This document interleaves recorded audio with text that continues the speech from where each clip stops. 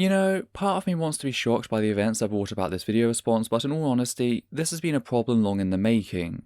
We've reached the ultimate conclusion of Peterson's emergence during the last couple of years, where he no longer feels he needs to hide what it's all about. Peterson now openly champions right-wing pseudoscience, specifically on behalf of the Christian YouTube channel /fake university, PragerU. For those of you fortunate enough to have been spared knowledge of PragerU, PragerU is the pretend university founded by Christian fundamentalist Dennis Prager to offer him and other hard-right folk a platform to spout their various political conspiracies, philosophical nonsense, and of course, mountains and mountains of pseudoscience. Cosmology, biology, and climate science are all but a few of the disciplines they routinely lie about, a fact so well documented by now that no reasonable person would see them as anything more than a right-wing mess wrapped in tinfoil. None of which seem to matter to Jordan Peterson, but we'll come back to why later on. For now, let's see what Peterson had to say. You may not realize it, but you are currently funding some dangerous people. They are indoctrinating young minds throughout the West with their resentment-ridden ideology. They have made it their life's mission to undermine Western civilization itself, which they regard as corrupt, oppressive, and patriarchal. If you're a taxpayer, or paying for your kid's liberal arts degree, you're underwriting this gang of nihilists. You're supporting ideologues who claim that all truth is subjective, that all sex differences are socially constructed, and that Western imperialism is the sole source of all third world problems. They are the postmodernists, pushing progressive activism at a college near you. Once again, Peterson proves without a doubt that he doesn't understand the words he's using, or indeed he does but doesn't care about honest discussion. He opens up with this apparent overreaching structural perspective which states Western society is corrupt, oppressive and patriarchal, his opinion without any basis, but that's not the main problem. The problem is that he then sources this to postmodernism, which is defined by the very rejection of overarching structural theories. And this isn't the first time Peterson has done this. He did the very same thing in his Big Think appearance. Also, I love the hypocrisy behind Peterson slinging the mud on the whole notion of subjective truth, which, by the way, is not taught at university. We're taught to reference our claims and base our arguments in the evidence, as we always have. I mean, I did sociology, one of the fields most often accused of doing this, but we still did quantitative methods. That's why I'm able to read studies from other fields and break down the information. But I find this to be rather comical considering Peterson's own perspective of truth, as he gave in a 2015 interview. So Nietzsche said truth serves life. Okay, in some sense that's a Darwinian idea, okay? If it's true enough so that if you act it out or hold it, that increases your chances of survival and reproduction over long spans of time, that's true. But this is by no means the only place he made such a claim. 2 years later, Peterson would do the same in the downright cringe-inducing interview with none other than Sam Harris. And so I would say, if it doesn't serve life, it's not true. So what we're arguing about is But Jordan, I have to pull the brakes there. Hang on a second. If truth is simply that which allows for our survival, and that survival will be dependent on the environmental pressures one finds himself facing, surely that in turn makes truth subject to said environmental pressures, and therefore truth to be subjective by your own definition. Now lastly we have this statement of this, quote, resentment-ridden ideology, end quote. A statement which once again has me chuckling. Why? Well, because this follows on from Peterson not only opening his video by calling these people dangerous, but also relying on rather childish digs such as the ever-popular liberal arts degree or nihilists. Now, I'm an outspoken atheist who's more than used to being called a nihilist, but I still find the rampant rejection here on Peterson's part to be a great source of comedy. Now, there is no hive mind at universities in the West, but I will admit that students who are active in the social justice sphere often do have a great deal of resentment, much like Peterson himself. The resentment is unimportant. It's the why they hold resentment that matters. These students perceive injustice and dedicate their time to fix it. Peterson, meanwhile, sees young people becoming involved with politics and asserts that this is dangerous to society. There's a big difference between the two. They produce the mobs that violently shut down campus speakers, the language police who enshrine into law use of fabricated gender pronouns, and the deans whose livelihoods depend on madly rooting out discrimination, where little or none exists. By mobs you mean students and non-students coming together to protest. Why are you working so hard to present protest, one of the greatest expressions of a person's free speech, as always violent, and that violence is always inherently wrong and dangerous to society? It seems that when Nazis gather at, say, the Unite the Right rally and violently murder counter-protesters, that's perfectly fine, that can be ignored, or even you can state that you've managed to box in said Nazis, when you really haven't. Meanwhile, students taking an interest in how the money they pay to go to university is used and voicing their opinion on that as an evil that should be crushed with the jackboot of right-wing authoritarianism. Something that's rather ironic considering your very next point. The fact is, I acknowledge that protests go too far sometimes, yet most of the times they do not. Now, if you'd like to discuss a specific case, then I'd be happy to do so and offer my opinion, but outside of that I can only call you out for your very dishonest portrayal of what is going on at university campuses in the West. But moving on to your second point, we find Peterson seemingly parroting the very lie that made him famous, the lie that there are laws in place to punish people for failing to use a person's correct pronoun. This myth of course draws back to the Canadian C-16 bill that simply extended the pre-existing protections offered to other disempowered groups to the transgender community. Nowhere were pronouns mentioned in the bill, a fact Peterson has been routinely corrected on and yet still continues to propagate this known falsehood, i.e., he continues to lie. Yes, aggressively misgendering someone could play a part in harassment, but it's not the misgendering that's criminal, but said harassment. Now, if you want to claim that there is such a law in existence and I've just missed it, then feel free to reference specifics. Give me a bill, a law, whatever. But one final note on this little snippet, I'd just like to inform Peterson and his fans of the fact that all pronouns are invented. That's actually how language emerges. People invent words to convey information. There was no stone tablet with words written on them by some god of literature and then the evil SJWs came along and added their own. All Peterson is jabbing at here is English is a living language, and as a living language, is still evolving. Last, we have the scary dean. Has to be a woman, of course, to drive home the fact that she's an SJW and she's pissed. Again, without any evidence or specific cases, we can't really discuss much here. Peterson willingly chose to leave behind his teaching career to pursue his newfound fame, so I'm guessing he's not talking about himself. But who knows with his mind? This is simply another baseless assertion that Peterson loves and doesn't act as evidence in of itself. Their thinking took hold in Western universities in the 60s and 70s, when the true believers of the radical left became the professors of today. And now we rack up education-related debt, not so that our children learn to think critically, write clearly, or speak properly, but so they can model their mentor's destructive agenda. It's now possible to complete an English degree and never encounter Shakespeare, one of those dead white males whose works underlie our society of oppression. But Peterson, you seem to be missing the big question. Can you buy a Big Mac? So here we have a number of assertions that need addressing. First, Peterson needs to validate his claim that academia is being overrun by the quote, radical left. First of all, defining what that is. I mean, when we talk about the radical right, we're on about various groups believing in racial, gender, sexual, and religious superiority. So many fans of both Peterson and PragerU. On the left, we have tankies, of which I've never met a single one at university, and I've seen no credible basis to suggest that they are common at universities, period, let alone among the professors. Now, if Peterson has special access to information that shows otherwise, then it would be his duty to share that with the rest of society. Yet Peterson's failure to do so thus far would seem to suggest that this is just more assertion salad. As for Shakespeare, you even had to specify that it's quote, possible to complete an English course and never have to discuss Shakespeare in class. Possible can just mean that there's a single university offering courses that do not place special focus on Shakespeare.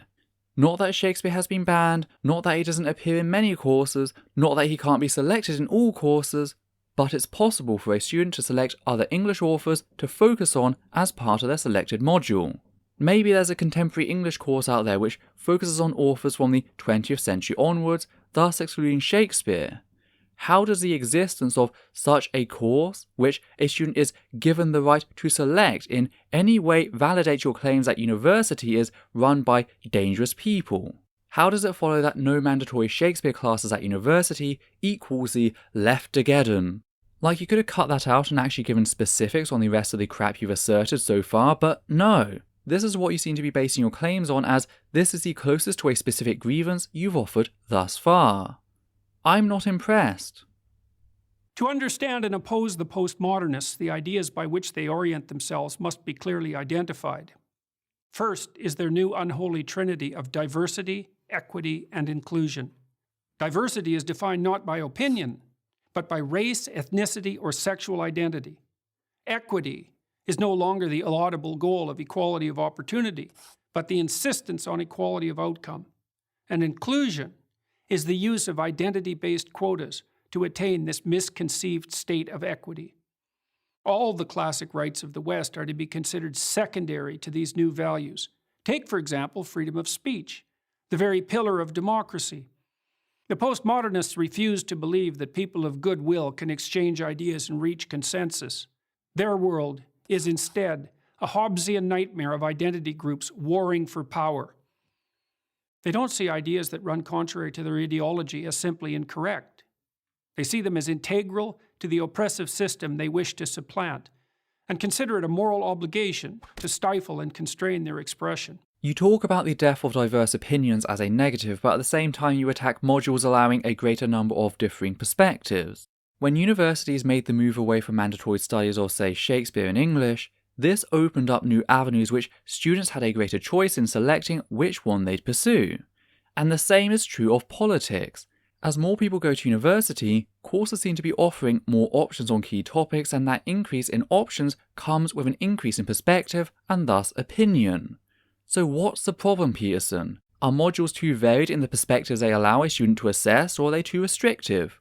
Which is it? You can't have it both ways unless you're going to assert that they're allowing too many variations of the wrong opinion, in which case it seems like you're just trying for censorship. As for free speech being dead, you not being paid to give a talk is not the death of free speech. There is nothing about free speech as a human right which says I or students or anyone else has to pay you to speak. That's whether the payment is direct, through resources, or through a venue. Show us where what is happening on campuses is a human rights violation, because you don't have the excuse of, well, I actually meant academic integrity. Most people who cry free speech on the matter do. You've brought up the point specifically as a violation of human rights, so demonstrate it. Also, don't tell me what I or others think.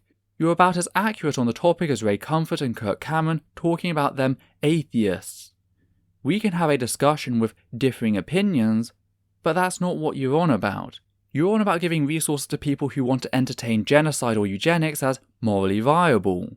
That's not an opinion worth debating on equal ground, it's an opinion worth scrutinizing like a pathogen. Second is rejection of the free market, of the very idea that free voluntary trading benefits everyone. They won't acknowledge that capitalism has lifted up hundreds of millions of people, so they can, for the first time in history, afford food, shelter, clothing, transportation, even entertainment and travel. Those classified as poor in the US, and increasingly everywhere else, are able to meet their basic needs. Meanwhile, in once prosperous Venezuela, until recently the poster child of the campus radicals, the middle class lines up for toilet paper. Yes, and entire cities in the US such as Flint have been without safe drinking water for 4 years. Fact is, none of the benefits you listed came about as a result of capitalism. Instead, they came about as a result of worker unionization and socialist projects such as Medicare and housing. Capitalism was well and truly present during the Industrial Revolution, and said life was not pleasant at all. That was until the workers united. You sit there claiming credit for enough money to buy food, housing, clothing, transport, leisure and holiday on behalf of capitalism. Meanwhile, history has shown us that no, these are all things workers have had to fight against capitalism for, oftentimes violently as those at the top arm thugs as part of their own private army to try and crush the union. These are not the fruits of capitalism, they are the things taken from capitalists. Yet in the West, in both the US and the UK, we have seen the sickening trend in which these things are being stripped away. Wages no longer pay enough to live on, let alone afford a down payment on a mortgage. In my own country, the NHS, paid for by the people for decades, is now being butchered and sold off to force the very same people to pay for services they had already paid for in their taxes in pursuit of the fetishized free market. Unchecked capitalism is strangling the West, not saving it. Under capitalism, people can work full-time whilst they live in a single room with stripping paint and leaking roof and still rack up debt. But you wouldn't fucking know about that, would you? You've got your head so far up your own backside that your shit has blinded you to reality. Third and finally are the politics of identity. Postmodernists don't believe in individuals. You're an exemplar of your race, sex, or sexual preference. You're also either a victim or an oppressor.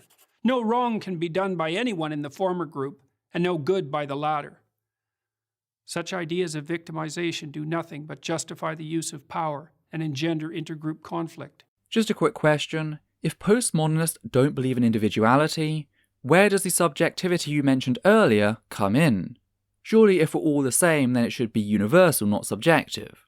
Of course, we know Peterson's game by now. Paint the left with broad brushstrokes, use all the buzzwords and bugger coherency. But removing ourselves from Peterson's constructed narrative necessary for his survival as a snake's oil salesman and returning to reality, this falls flat for a number of reasons. The first I bring up is a word that Peterson knows but right now is pretending that he doesn't. Intersectionality. There are not two groups labelled oppressor and victim respectively, but there are social injustices, both individual and systemic, and it's the systemic I'm going to focus on here. People are treated unfairly in society on the basis of various characteristics such as gender, ethnicity, sexuality, nationality, ability both mental and physical, and religious or philosophical persuasion, to name a few.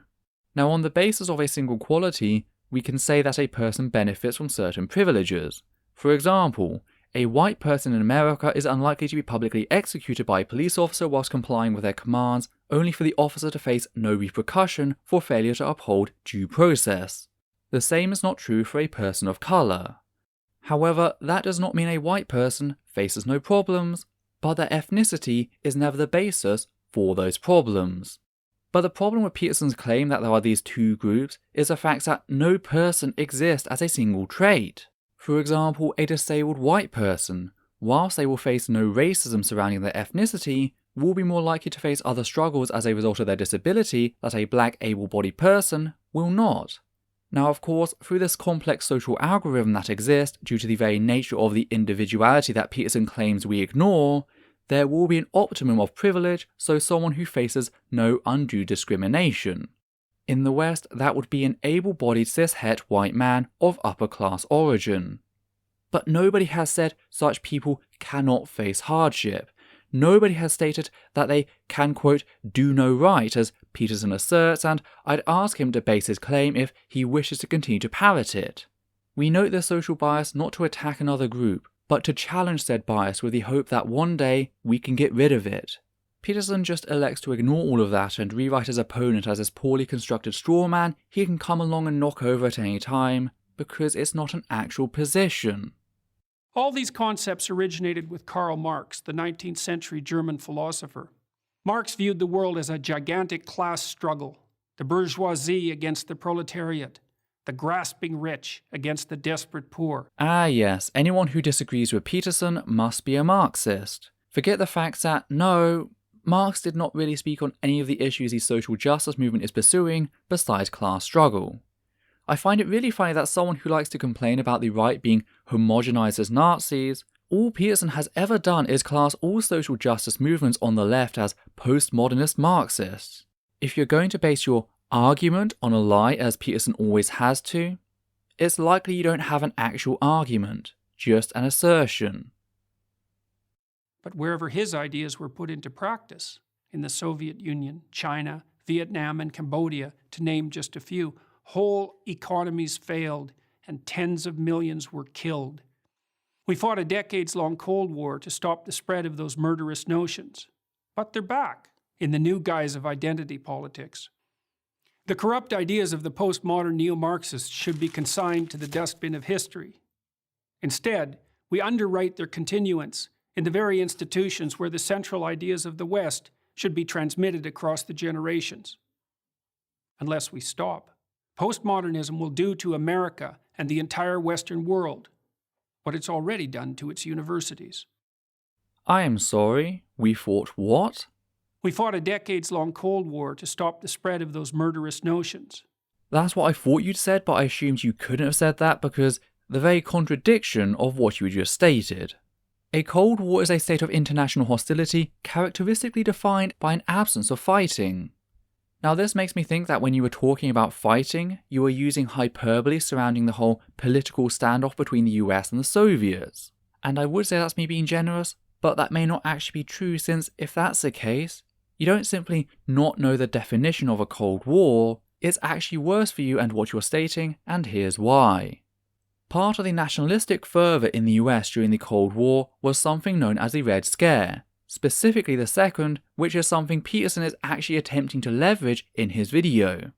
America never fought the Soviets in open war, but what it did do was use the excuse of communist spies as justification to brutalize and in some cases incarcerate left-leaning people. Now these people were not communists, they had no link to communism at all. They were simply LGBT+ and civil rights activists, feminists and secularists who'd become too vocal in their criticism of the state and were subsequently silenced under the pretense of combating communism. So when Peterson places great virtue on decades of so-called fighting, what he's actually saying is that he longs for a time when groups on the left deemed too critical of the status quo could be violently silenced by the state. So much for free speech, I guess. Peterson wants to revise one of America's darkest hours as a totalitarian regime which has left deep cultural scarring, especially with the secular community, as some virtuous period of prosperity.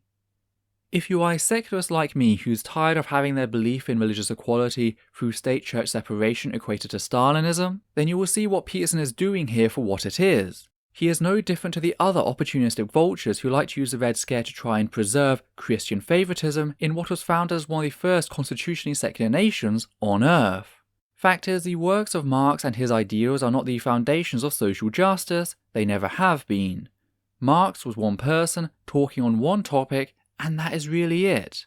But he's this big scary name Americans everywhere have been taught to cower from in fear, so Peterson can't help himself but lie. But what I find most interesting in all of this is the fact that on one hand Peterson claims the left has killed individuality and has created this world in which everyone is either an oppressor or a victim. Yet all I have seen from this video is Peterson attempting to create a false dichotomy of everyone either being a capitalist or a communist. The reality, of course, is that this is ridiculous. There are more political positions available. Has Peterson never heard of socialist democracy? I ask, of course, because they are the ones who manage to find themselves at the top of nearly every life quality survey, including general happiness.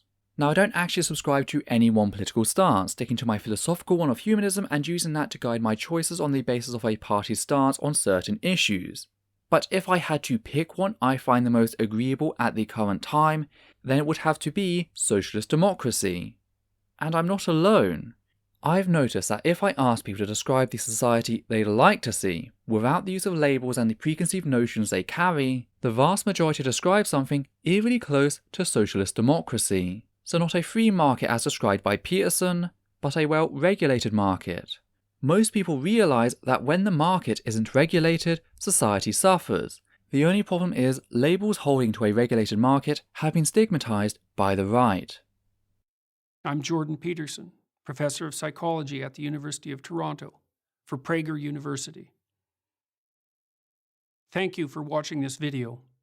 To help keep PragerU videos free, please consider making a tax-deductible donation.